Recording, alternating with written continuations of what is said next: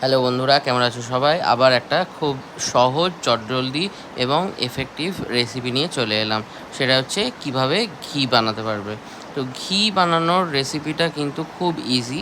আর যেটা হচ্ছে যে বাজার থেকে আমরা যেসব ঘি কিনি বা যেখান থেকে, সেই ঘিয়ের চেয়ে এই ঘিটা অনেক ভালো হয়। কারণ আমরা নিজেরা জানি যে কী জিনিস আমরা তাতে ইউজ করছি। কারণ কিছুই ইউজ করি না, একদম প্লেন ফ্রেশ ক্রিম থেকে আমরা সেই ফ্রেশ ঘিটা ক্রিয়েট করছি। তো এই যে ঘি বানানোর পদ্ধতিটা কিচ্ছু নয়, খুব ইজি রেসিপি।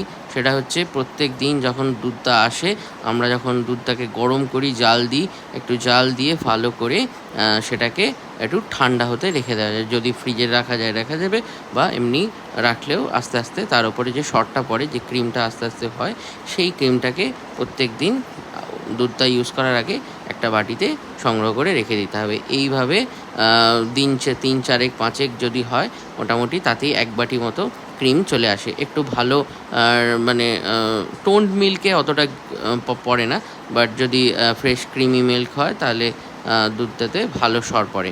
তো এই সরটাকে আমাদের তুলে নিতে হবে। আর তুলে নিয়ে, যেমন তোমরা দেখতে পাচ্ছ যে আমরা একটা গরম কড়াতে, যে কোনো পাত্রেতে একটা গরম করে ওটাকে আস্তে আস্তে নাড়তে হবে। এবং এইটার মধ্যে একটাই জিনিস, যে কন্টিনিউয়াস নাড়তে হবে। তাহলে কী হবে, নাড়তে নাড়তে আস্তে আস্তে দুধের যেগুলো পার্টিকেলগুলো থাকে, প্রথমে একটু ফেনা ফেনা হতে থাকবে, তারপরে একটু পরে যখন গরমটা হবে, তখন আস্তে আস্তে ওর ঘিটা তেলটা ছাড়তে থাকবে।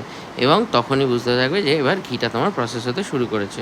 এবং একদম লাস্টে যখন আসবে, তখন শুধু এই ছাঁচটা পড়ে থাকবে, যেটা আমরা অনেক কাঠও বলে থাকি, ঘিয়ের কাঠ।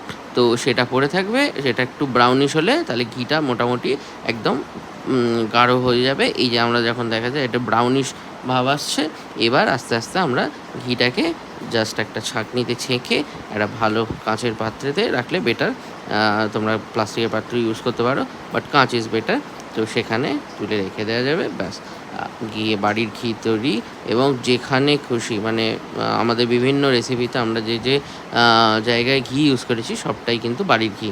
তো এই ঘি খুব ভালো হয়, বাচ্চাদের পক্ষেও খুব ভালো, বড়দের জন্যও ভালো। এখন ঘিয়ের যে উপকারিতা, সেটা আর আমি এখানে বলতে চাইছি না, কারণ সেটার প্রচুর উপকারিতা আছে।